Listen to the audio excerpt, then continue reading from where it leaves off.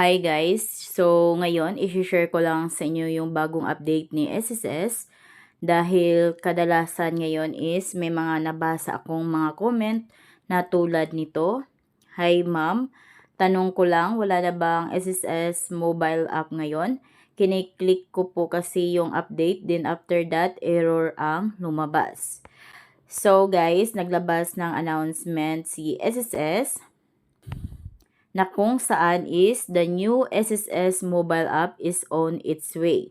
So, kung may SSS mobile pang naka-install ngayon sa inyong cellphone, so, ang kailangan nyong gawin is i-uninstall nyo na po yan. Dahil wala na pong SSS mobile na luma sa ngayon. Dahil soon, so habang naghihintay kayo, please uninstall the older app version. So, uninstall nyo or delete nyo yung app sa inyong cellphone. Then, maghintay na lamang tayo ng update ni SSS na mai-relaunch na nila yung bagong SSS mobile apps. Dahil sa ngayon is ginagawa pa lamang nila.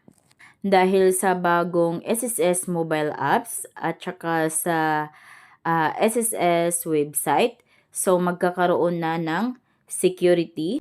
Dagdag security, ito yung one-time password. So, kada may gagawin tayong transaction sa ating SSS account, so makakatanggap kayo ng inyong OTP code.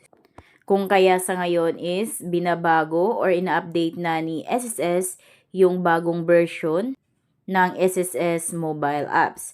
So, again guys, kung ito ay naka-install pa sa inyong cellphone, ang lumang SSS mobile apps. So, paki-uninstall nyo na lang yan. Dahil kahit anong gawin nyo is hindi na po yan gagana at wala na po yan. Kung halimbawa kayo ay may madali ang transactions na gagawin sa inyong SSS account, so I suggest na gumamit na kayo ng SSS website. So, kung any transactions ang gagawin ninyo, so pwede naman kayong gumamit through SSS website. So, sa SSS website naman is mas madami pa kayong matransact or ma-process kung ano mang gusto nyo i-process sa yung SSS mobile apps. So, same lang din yan sa inyong SSS website.